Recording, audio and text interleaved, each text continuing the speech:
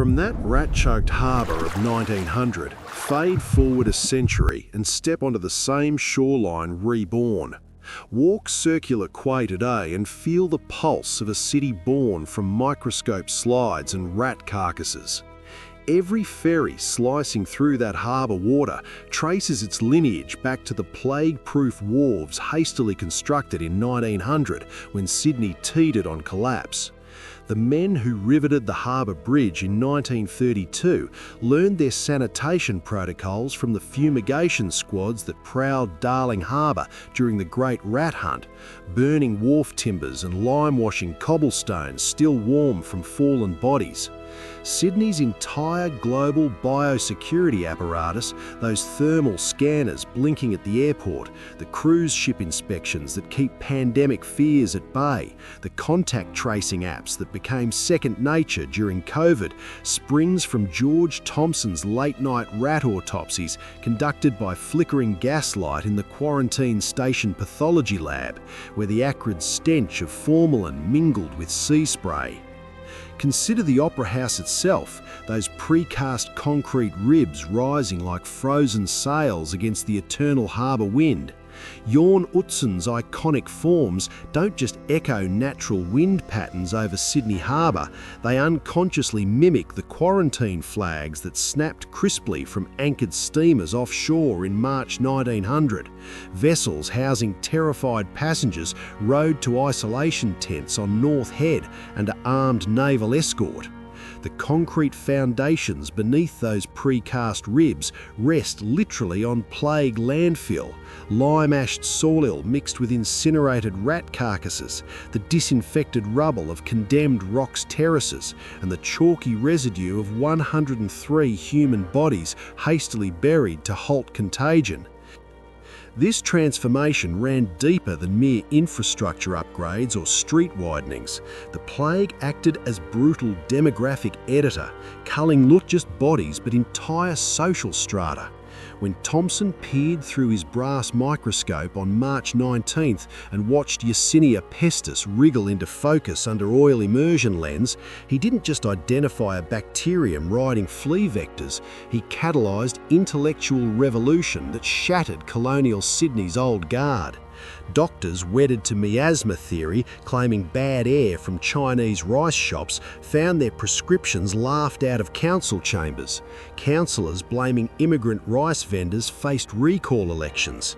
Clergymen preaching divine wrath over Sunday pulpits watched empty pews as scientific briefings filled newspapers instead.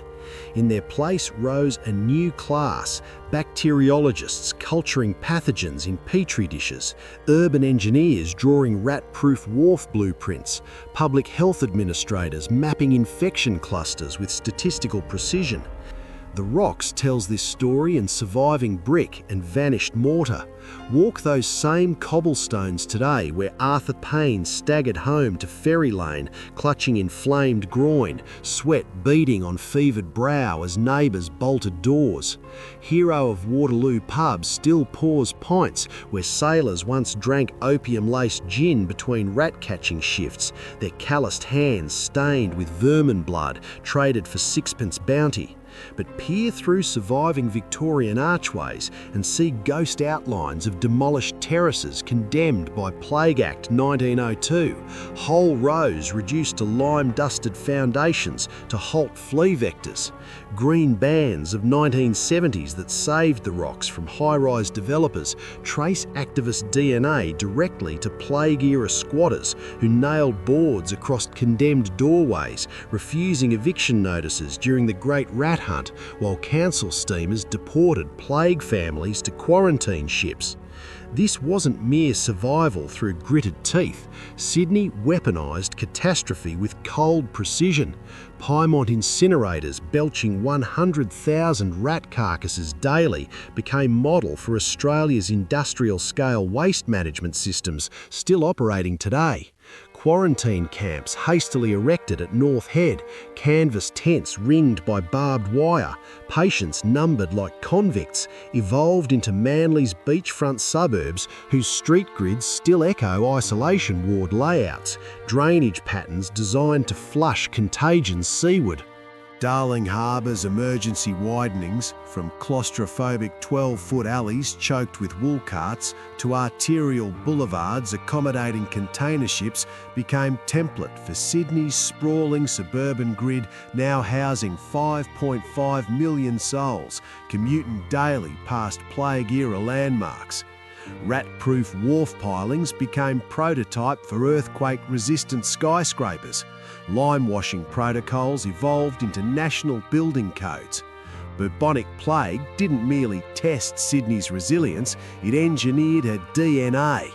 Plague Cull achieved what no governor's proclamation or parliamentary act could accomplish through legislation alone. It reset Sydney's social metabolism at cellular level. Convict-era habits, overcrowded terrace houses with shared cesspits, horse manure politics clogging council meetings, open slaughterhouse runoff feeding rats, died alongside 103 official victims, unofficial toll likely tripled. What emerged from lime-ashed pyres was planned, engineered, scientific city, capable handling global trade flows without collapsing into medieval panic. Thompson's single microscope slide revealing Yersinia pestis didn't merely identify pathogen, it rewrote Sydney's operating system from miasma superstition to bacteriological modernity, replacing divine will with petri dish cultures, bad air with flea vectors, prayer vigils with statistical modelling. Look at Circular Quay now in its full glory. Cruise liners from Norway glide past ferries bound for Watson's Bay, their wakes rippling across water once thick with plague ship rowboats. Thermal scanners at International Terminal beep methodically, scanning faces that might carry next pandemic, while descendants of 1900 rat catchers sip flat whites nearby. Behind Opera House Bar, bartenders mix Negronis for Japanese tourists snapping harbour bridge selfies, ice clinking in glasses chilled by systems tracing to plague-era refrigeration advances. Pause at Opera House forecourt amid selfie sticks and buskers. Consider the ground beneath your feet carrying the weight of concrete sails overhead. Lime-ashed soil from 1900 mixed with incinerated ratus skeletons and chalky human residue still supports those iconic forms catching harbour breeze. Arthur Paine's final stumbling footsteps echo in every international flight touching down at Kingsford Smith, every container ship docking at Port Botany tracing lineage to plague-proof wharves.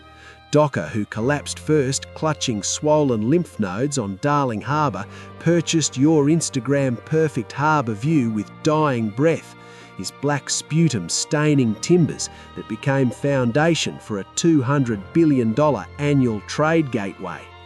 This represents final alchemy of catastrophe transmuted into civilization.